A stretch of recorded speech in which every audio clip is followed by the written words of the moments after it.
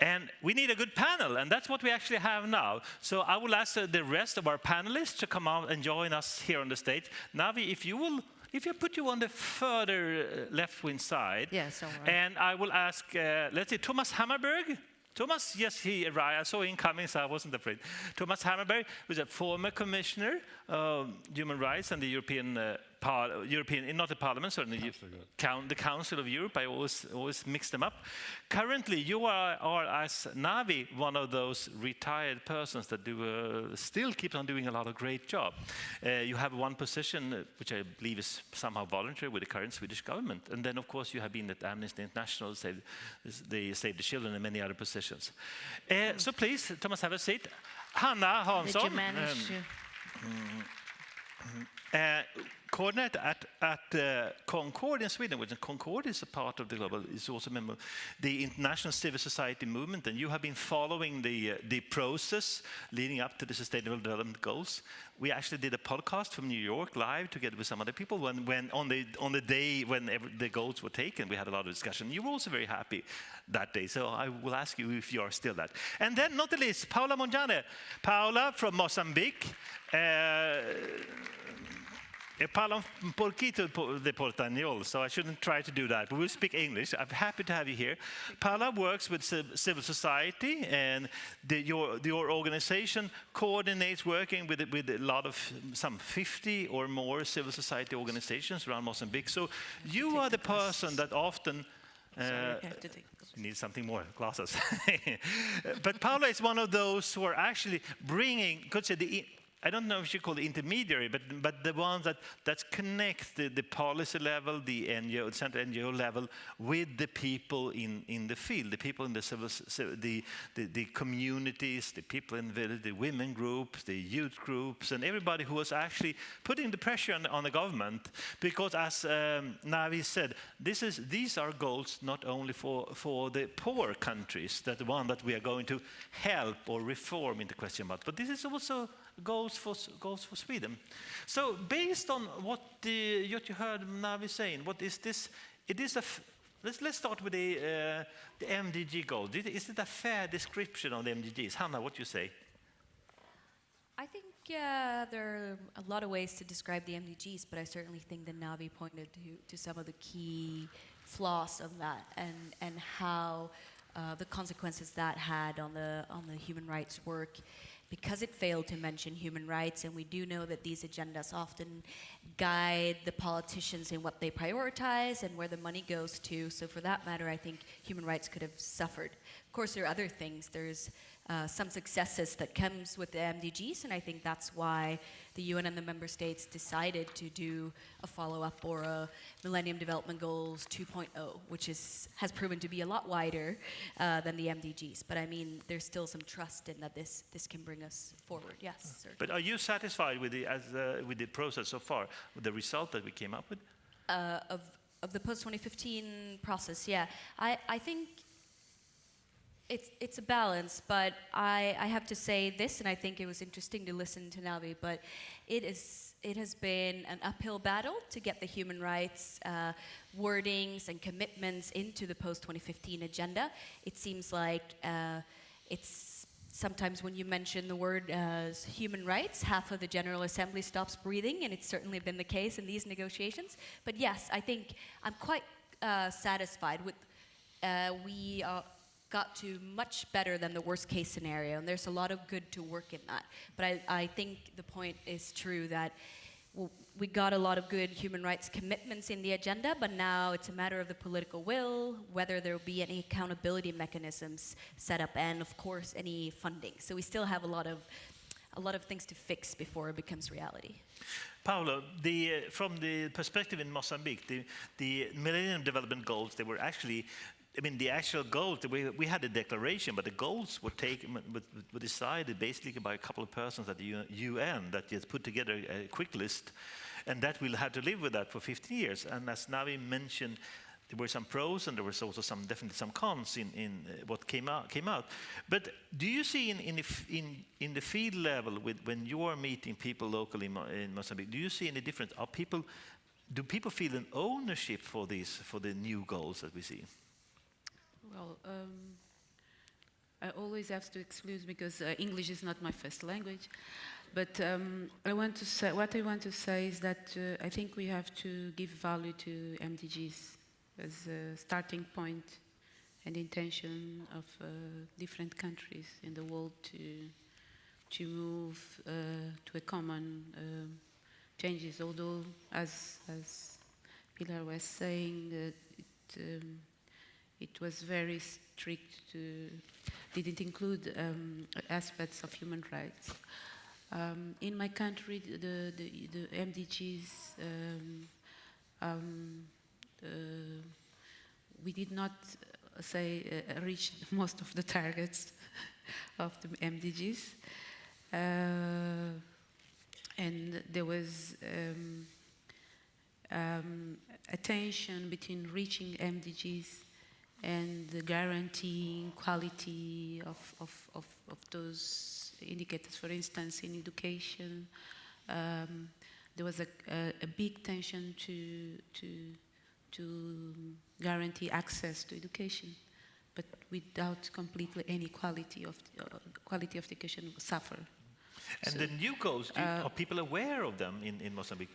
If your member organization, would they feel that, yes, we have taken part in this process, now we want to push our government, or? No, unfortunately, this process are more related and dealt within the government and within, let's say, big civil society organizations, and it doesn't go all the way down, yeah. All the way down, given different challenges. But then I looked to the new development agenda for 2015, which I think although it's not, it's not yet what we think that it gives a vision of a just society. It's quite more comprehensive, as our colleagues have said before, compared with MDGs. My big issue, maybe I have some issues on this. One is finance. Other issues, which is more philosophical in terms of how self-obligation, all these MDGs, self-obligation and international pressure guarantee that what was set at this point in time, the Sustainable Development Goals will really be appropriated by the countries like ours, and how really it will happen in the field. Just to start with, I'll say that. Thomas, one big difference that Navi also mentioned or stressed in her presentation was like the new goals. They're not only for the poor developing countries, but they also accounts for all countries in the world, including Sweden. What do you see? How should the new goals, from your point of view, be mobilized and be used in the Swedish context? Mm-hmm. First of all, I think it must be made clear that this is an absolute break with the past, in the sense that here all countries, all member states are involved and accountable. And before, all the goals of this kind have been directed towards the developing countries, and in particular to tackle the question of poverty. Now there is a responsibility for everyone. And when it comes to the so-called developed countries, it's not only a question of them providing some assistance money, but also to do corrections themselves. And what should they do? I think for that you need to analyze the substance of this remarkable document. I belong to those who are very enthusiastic about the fact that the United Nations almost unanimously managed to adopt a document of this kind. 169 goals into 17 blocks, and you have very important points made there. My reading of the document as a whole is that there are two major new elements there. One is the challenge of climate change and the need for all countries to begin to adjust to that in order for saving the globe as a whole. And all of us have great responsibility there, which would require a change of lifestyle and cultural changes in all countries. That's one thing. The other one, which is in fact even more interesting in my opinion, is the emphasis on inequalities. And their inequalities not only between some countries and some other countries, but inequalities inside the countries. And even in the most so-called developed countries, you have inequalities which need to be addressed.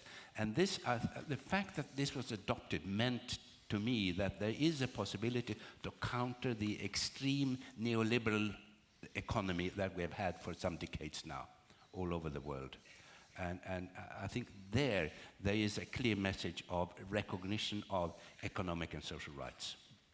Because the consequences of the neoliberal economic policy, also in Europe, has been to deny economic and social rights. And the austerity program pushed by the European Union, for instance, when it comes to some of the countries in Southern Europe, of course meant a dramatic undermining of economic and social rights in those countries. And here we have a UN document which actually recognizes this. And I think that ideologically is a very important step forward. And it would require Sweden also to begin to adjust, both to the environmental requirements in this document, but also when it comes to addressing in Sweden and in other countries in solidarity, the problem of deep inequalities, social gaps in our societies. And of course, we have inequality. We see now that we have more and more inequality within the countries. I mean, we see the situation in Sweden, of course, now with what we see, the refugee situation. Yeah. Well, so inequality is becoming within countries, maybe more than between countries to a large extent. But would anybody of you like to comment to continue on what do you see this as a breakthrough then, the same way as Thomas? I wouldn't completely agree. Although the declaration touches a bit issues of inequality, it doesn't clearly or concretely address the issue of or the root causes of inequality and poverty. Issues like tax dodging, which really it's a huge problem. Today, around $200 billion US dollars per year are lost in developing countries, which is more than the aid that the countries receive. The issue of commitments on on order are really. I mean, the official development. I mean, they are very. The commitments are not made. The countries, the OECD countries, and other countries decide to contribute on 0.7% of the GNI, and they are not fulfilling that. The meeting in Addis Ababa showed that the commitment was postponed to 2030. And I would say that there are issues of financing, there are issues of tackling the root causes of inequality, which I think the social development goals, without taking without taking the recognition that it advanced a lot, but I think still. When it comes to financing, when you were first in the conference in Addis Ababa, which is the Financing for Development conference, and then also in New York, there was some kind of assumption that the private sector would solve the problem. I mean, the big stars, there were the CEOs of the big companies, there was Zuckerberg of Facebook, and he was, I mean, the big hero of the development. Is it, I mean, it sounds a little bit naive to me, and it also runs a bit contrary to what Thomas said before on that, like the neoliberal agenda. To me, it looks like the neoliberal are really there to stay if we are going to depend on Zuckerberg and the other big companies and the philanthropists that first took away all our money and made this enormous riches, and now they're giving back pieces like the Gates Foundation.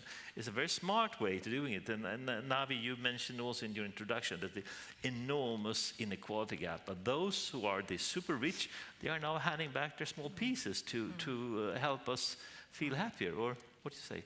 Who want to comment? Well, Navi? I agree. The shortfall in this document is not bringing in corporate social responsibility. And actually, the UN has done a lot of work. As Thomas knows, there's a guidelines on business and human rights.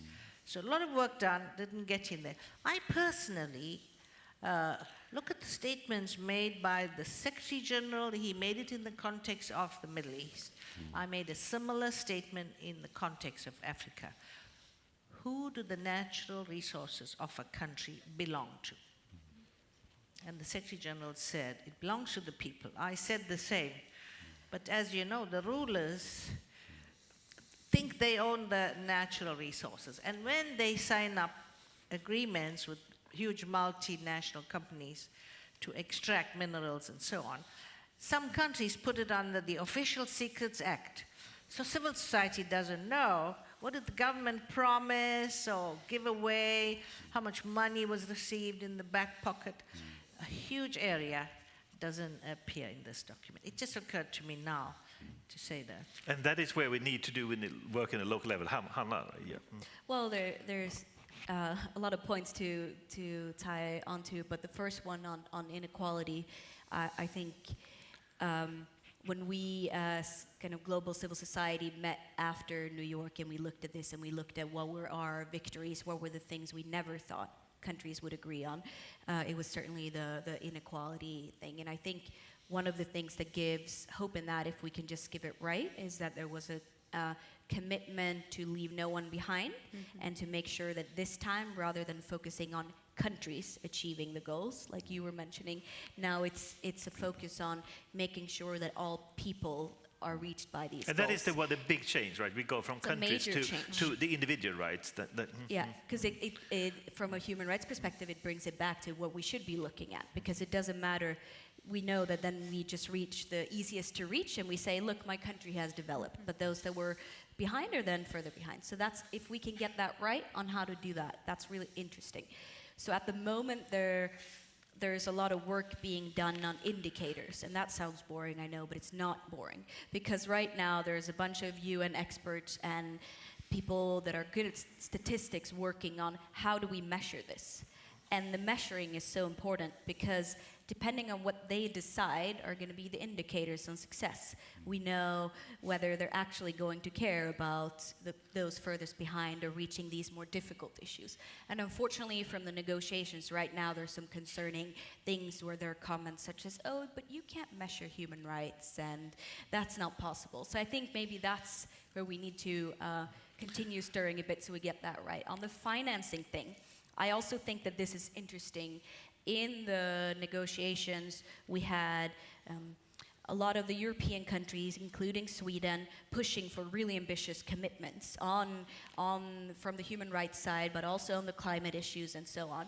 But then when it came to the financing, as always, they had no money, there were no commitments made. There's no commitment at all made in those documents on how much money to mobilize. However, there's been estimations that we need between 3 and 4 trillion US dollars per year to reach that's quite these a lot goals. of money.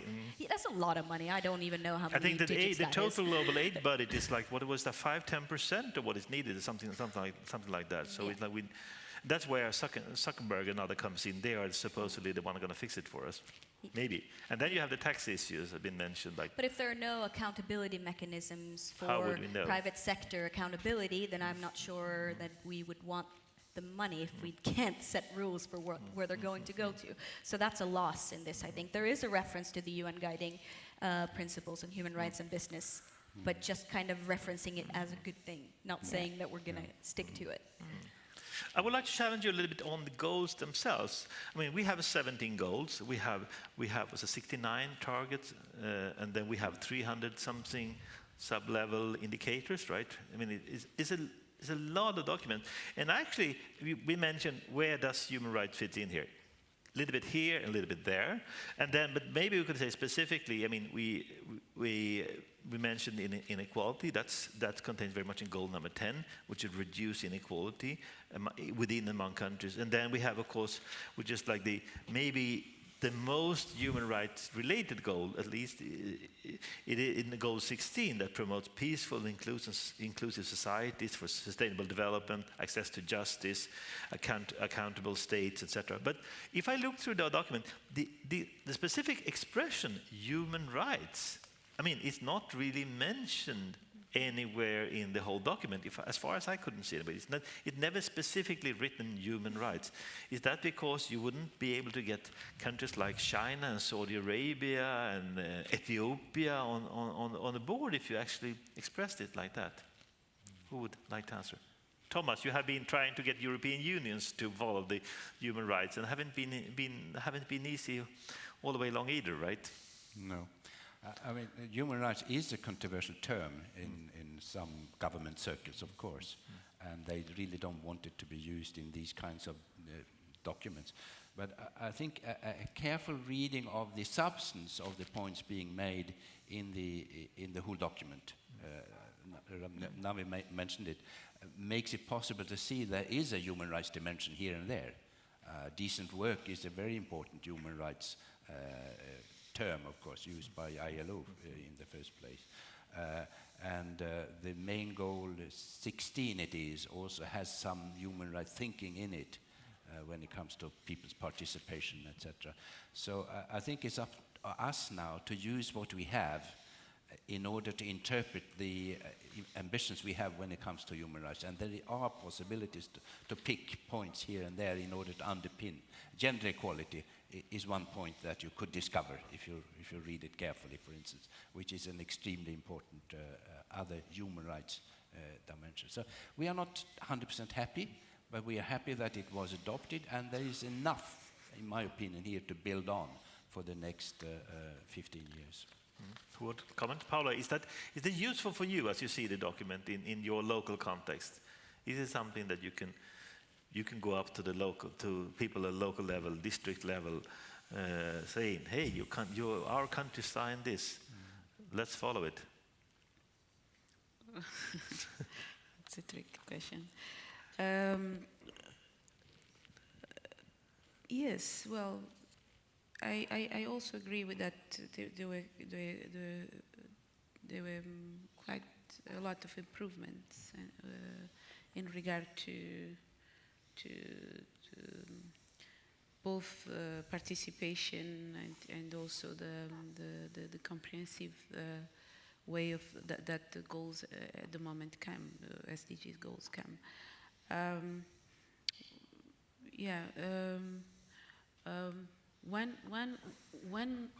One challenge though will be, I think, the countries to select which goals make more sense for them, because there are too many, and countries like mine, they're pressured by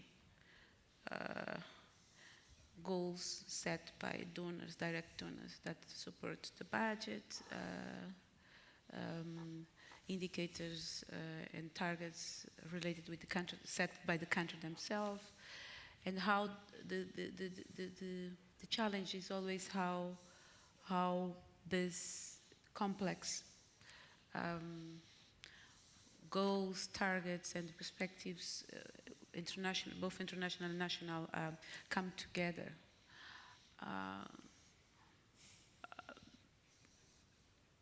I think there is a space for that. Mm-hmm. Hanna, what do you say for your work is this something that you're satisfied and you think it's good enough, or? So I think it's good enough.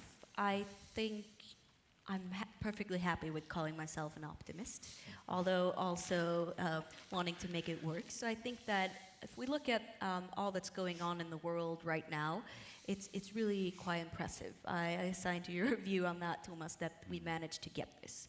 But now there's a lot of work that we need to do. And the first step, I think, is the point on if the people that have the right to this, what's in this document, if they don't even know it exists, then how are they going to hold their leaders to account? So I think there's a huge responsibility on those of us that have been fortunate enough to already learn about this, to now share that information and make it accessible so that people know and they can choose the commitments that matter to them and go to their governments and say, look, I know that you did this.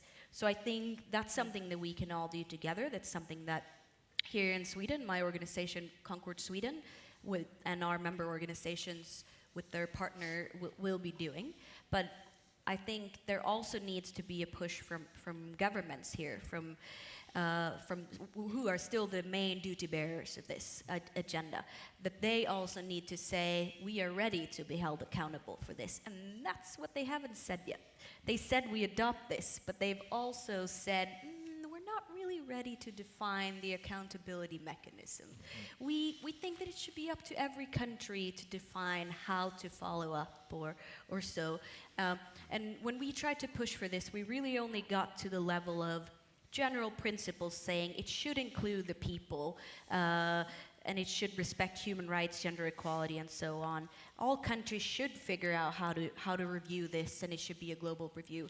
But then this national ownership is good in a way, but there's also risk, because we often know that when you say my national context, my national ownership, when leaders say that, that often means, so therefore human rights isn't a part of our culture, or this isn't something we can do. So right now, we also need to put the pressure so that this comes with a good, robust, participatory mechanism to hold leaders to account. And I think that you would know more than I, but within the human rights framework, there's already a lot of work that have been done. There are quite some impressive mechanisms for follow-up.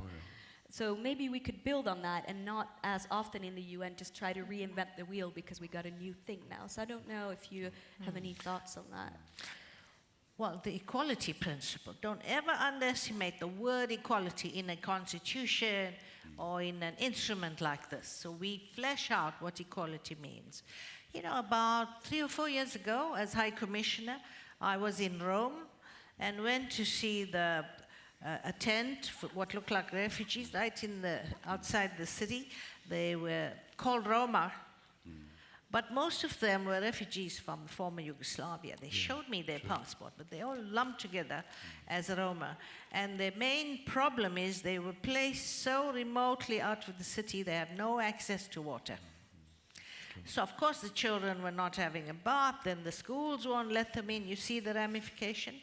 All right, so I go as High Commissioner, and I go straight to the UN agencies, UNICEF, and I said, there are 13 children there. They haven't had a bath, they don't have water. To fetch water, they need a vehicle to go miles to get it. And I said to UNICEF, I understand the policy of northern governments, including Sweden, the donor countries. Their policy is you can't use that money inside Europe. You have to use it in distant places. So no money was going for those 13 Roma children to have a bath. And I could not follow it. Now one could with this document, to say you've signed up there to equal treatment. You have to provide basic water, for instance. So all we say is this is a tool that's going to help us to get governments to deliver on their obligations. And now, if you take what you mentioned, Roma people in Rome, now we have a situation which is like 100 or 1,000 times bigger with the huge number of refugees going in. And where we have a situation in Lesbos and some other Greek islands, where we have an awful situation from all kinds of human rights or human dignity. And EU is, as I understand it, not really to be seen in this. I mean, presumably then with the new goals, this is where we should be acting as well, not only in Syria, but also within the European Union in that case. Thomas, what do you think about this? Yes. The EU is now discussing what role they would take in relation to this Agenda 2030, the SDG, and they have not completely decided. But as we said, when it comes to human rights, the standards are actually there already and approved in principle. And there are some mechanisms set up in order to secure implementation, of course.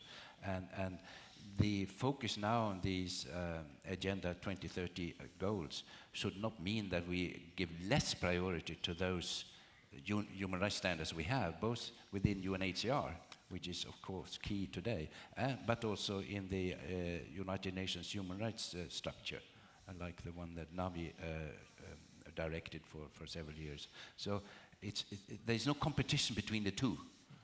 And the human rights work must continue, and it relates to some part of the SDG, the UN goals now. But we should not be focusing completely in our discussion on these goals, because we have already made some pledges which are still So relevant. goals should be connected with what we already agreed upon. Yeah, hopefully they will strengthen our work for human rights. And I think the point that Navi made in her lecture here was very much to emphasize economic and social rights. And frankly, in Europe here, partly influenced by the United States, have been that we have somehow downgraded the importance of economic and social rights. And there have been language like second generation, the first being freedom of speech, etc. This is second generation. And there has been a tendency to see them as ambitions, as Navi said, rather than rights, which everyone would have. And I think, hopefully, what the goals would mean is that we upgrade the importance of this. I also chair one sort of future committee in the government here now, and we put forward to the ministers, with the Prime Minister as a chair, a proposal that now the time has come to give priority to economic and social rights inside the country, in legislation, but also when it comes to our relations to the outside world. And it was seen as maybe we should do this. It came almost like a surprise to the ministers that this was an issue. They assumed that it wasn't any problem, or how do you mean, really? The minister didn't recognize, or wasn't aware of the need. There was a need to explain what it was, and that what is meant by economic social rights. And of course the Minister of Finance is a bit worried. This means perhaps more expenditures. But that's a discussion that we have to take. I have a very nice quote of Nelson Mandela, in fact, on this. Because there has been this tendency within United Nations to split the two. There are two covenants, two different ones, all as a result of the Cold War at the time. The United States has still not ratified the Covenant on Economic and Social and Cultural Rights. Still not. And China nor the right of the child. No. And China has not ratified the one on civil and political rights. So the divide is still there somehow. And that's why it's so important to bring this up and to make clear that you wanted the challenge getting as Navi was saying in her introduction, that the rights should be one thing. They depend on one another. You can't have the one without the other. Navi said it again in her speech. But and Nelson Mandela said that people should not be forced to make a choice between the bread and the ballot. They need both. And this is exactly what it is about. Do we have any questions? That's a Mandela quote. I don't know, do we have a handheld microphone? I'm not sure about that. Is there somebody that can help me? We are a little bit like a rock star instructed. There's a hand microphone somewhere. Do we have somebody to help us with it? Let's see, give me a chance if I have it. Yeah, we do have one there. So if I can ask you, if there's somebody want to put a question, you raise your hand and you will help get in the microphone. We have one down there. But let Navi get her point first, and then we take your questions. Navi, you wanted to add something? Did I? No, I had the most speaking time. I want to hear from them. Okay, let's go ahead. But since you gave me the floor, I am deeply concerned about health. All over the world, it's only the rich who can get into a hospital for treatment and so on. Hospitals and ambulances turn away the poor. If you don't have insurance, So, of course, for major surgery, it's only the rich who can afford it now. That is my major concern. And when I started off as High Commissioner, I went to WHO to see Mary Chan, and she said, no. Health is not a human right. The US told her that. They're on the board. The US does not want this rights language for health, because as soon as you assert right, there's an obligation to deliver.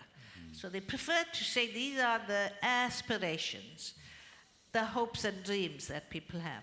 So I just wanted to add that, I mean, you're very lucky here in Sweden. You have a national health system, right? Yeah, we still have. Working all right for everyone? Yeah, I think So- you're fairly all right. We could probably agree on that, even though we have a lot of questions, certain aspects. Well, But there is one problem here, and that's the right to medical treatment by sans-papier, the Paperless. people have no permit to be here. And there have been a heavy discussion there, and the final result in a positive direction, but still, was that the adults, the children could get medical service, but the adults could only be treated if it was an acute problem, if it could not wait the medical treatment. Then they would be allowed into the hospitals, otherwise not. And the group that is now suffering are those who are coming from Romania and Bulgaria, many of them Roma, and you could see them in the streets here, some of them begging. They have real problems when it comes to health, and they have no right to medical treatment in Sweden, and they have to check whether they are registered as being insured in Romania, etc. So it's a complicated issue we have not resolved. Should we let in the question here? I think have you got the microphone? No, okay, we got one up there first, and then you were second. Yes, go ahead. Yes, hello. I have a question on the scale of transformation that we are in regarding the climate change and all what is happening about our ecosystems. How long time do we have before we will have this commitment for financing and accountability? How should we deal with the need for rapid? The need for overall or for climate or for general? For the whole agenda, Okay, if yeah. we will not deal with it rapidly Yeah, during the next 5 years or so, what will happen? what we know about. And let's take the second question at the same time. So financing. We mentioned there's a lot of money needed. We said that not even Facebook can pay it all. So how are we going to get it? And that ties also into the mechanism that Hanna mentioned. We need mechanisms probably for financement as well. And please go ahead with our second question.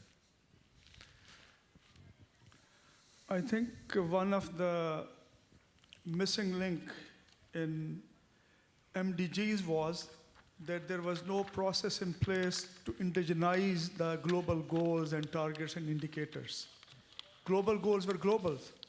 If the communities had to be engaged in making decisions and enforcing implementation, it had to be indigenized. Are we talking, do we have any processes in place in the new Sustainable Development Goals where communities come to the driving seat? They take decisions how global indicators should be adjusted to the local situations, how they should be redefined, how they should be adapted, because there are enough resources with every country to implement those. But unless the people are given the right to take decisions other than voting once in 5 years, it cannot happen. So accountability, that's one of the keys. Yeah, so participation. Is there any mechanism for participation? Okay, so we actually have two mechanisms, questions here. Who want to start? Mechanism of finance and mechanism of participation. And Hanna, you want to start? Sure. I'll start with the participation part, because I think that's a challenge. I mean, within the Agenda 2030 itself, there's only been kind of guarantees in principles and targets saying that there should be partnership with civil society and with people, especially the most vulnerable and marginalized. It's making commitments to that, but there hasn't been anything concretely set up. So what's happening at the moment is that the UN Secretary General has been tasked with developing a report where he suggests what the review mechanism should look like. And parts of that is how does it include civil society? And for then, hopefully, countries to take inspiration from this, if it's ambitious enough, and then do this at the national level. But I think that that's just what's coming from the top down. I think the more important part right now is, I think that most people know that participatory rights aren't so often given to us, they're taken.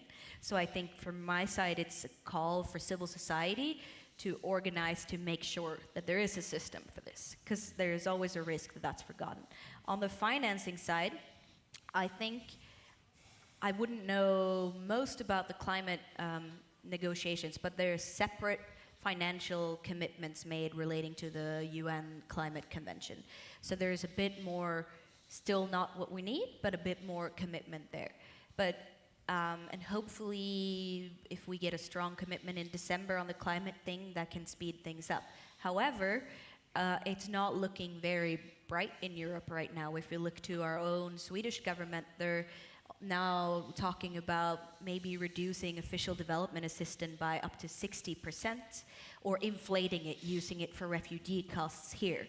So that's saying, oh, we can't afford both taking care of those that need it within our borders and outside our borders. So they're taking from one weak group to another weak group, or they might be. They haven't made their decision yet. So it's going the reversed way. It's huge commitments, but then no changes in priorities when it comes to where we put our money. So lots of pressure needed. Mm-hmm.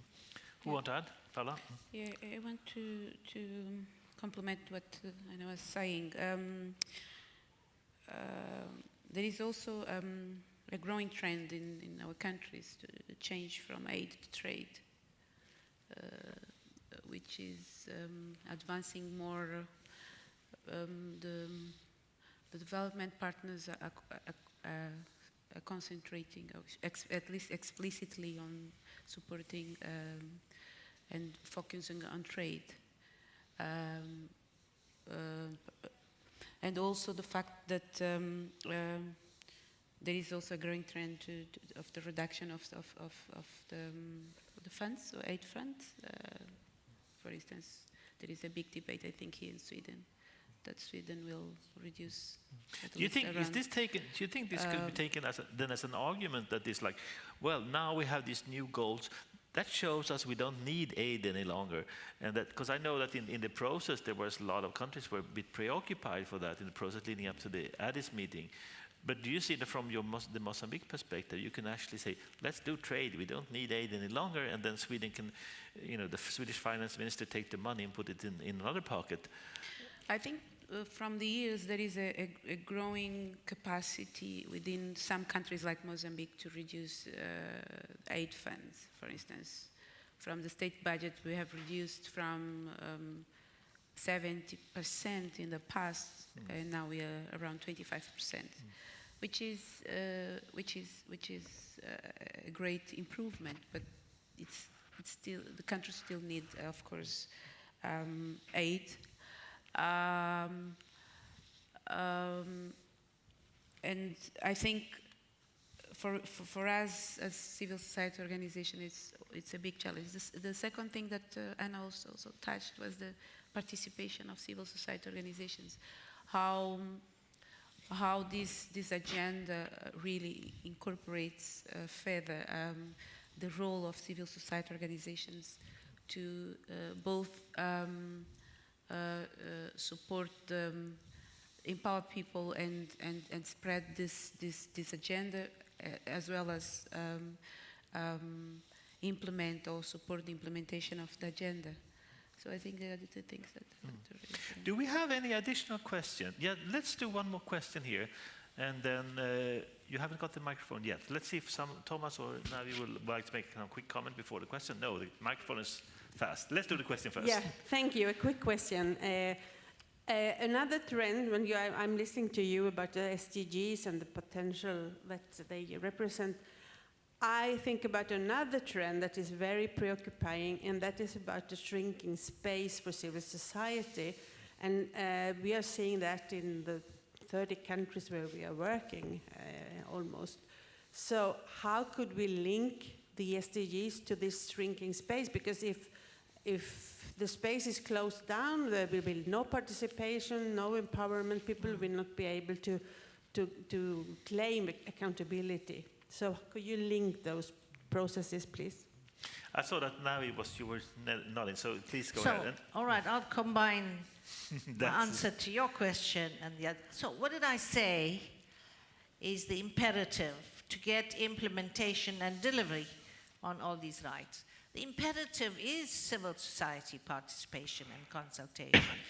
Many countries, as you said, are passing laws restricting NGOs from receiving outside funding. And I know of so many NGOs, such as the Women Lawyers Association in Ethiopia and Kenya, had to shut shop. When I went to Russia, then I met with the NGOs there. They are forced to sign that they are foreign agents if they want to receive funds, which is the biggest insult that you can ask NGOs, because foreign agent is a loaded word in Russia. So I have been fighting this about restrictions on NGOs. You have to wonder why governments are so interested in stifling voices from the street. By the way, the Russians told me they didn't invent the law, they were copying Canada's law on this. And then the Russian law is being copied in Ethiopia, so that is spreading. As for the financial implications and participation, it's important that governments be transparent, that people have access to the information. People are not stupid or unreasonable, right? We know at the moment some of our university students are asking for free education, for instance. So even I can understand, well, wait a minute, we can't go there just yet. So if you provide full information, the governments, I mean, if we know what's the budget, how they're spending it, then you might want to stop them from buying a third private jet for the president or whatever, and say, you know, you don't need gold taps or toilet pans in those super jets. Or, you know, you take Sudan. 80% of the oil money goes for expenses of the military. So here's a president who needs a military to support him. Similarly, in North Korea, all the money goes to bolstering the fourth largest army in the whole world, and yet people are starving. So we have to have civil society pressure. They have to have access for information. Governments have to be transparent. We can begin to demand that they are transparent. So if we find this is a budget and this is what they're spending on, we, the civil society, may well be prepared to wait. Say, all right, that first and this next. None of that is happening. Thomas, you wanted to add something? Or? Yeah. When it comes to implementation, of course, the whole system with the Agenda 2030 is that it will be mainly a responsibility of the national governments in the nation-state system that we still have. But there have been hopes that both the business community and the civil society, the non-governmental organization, will play an important role. And when it comes to the non-governmental organizations, we have now a situation of what people call a shrinking space. So more and more repression in more and more countries against those NGOs who are not towing the line completely with the government, but sometimes also articulate some criticism and play the monitoring advocacy role in those situations, which in fact would be the most valuable type of NGOs that we have. They are now in a crisis situation, so whatever happens, I think there is a need of trying to highlight that problem and give support to that enormously important component in so many countries. That's one point. When it comes to financing, the meeting in Addis Ababa, I think, was interested in the sense that it did not only discuss the classical development aid from one country to others or to the international institutions, but talked about taxation, which is a key, talked about the remittances, the remittances from refugees and migrants in other countries now are 3 times as high as all the development assistance. And the problem there, of course, is that there is not a good system for transferring the money, and a lot of the money disappear on the way because of the charges that are imposed on those who would like to send home money. So that's one thing. Corruption, of course, is a major aspect here, and also unfair trading relations, a major one. So if the developed country just behaved, there will be a lot improvement when it comes to the available resources for the countries which are still in the stage of developing. And so that's an important lesson. And trade relations could be one very major aspect in this discussion.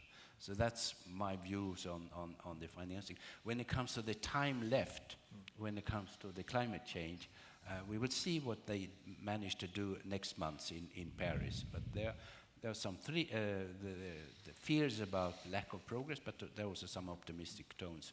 And I assume there will be some agreements which would make it clear that there is no time to spare now.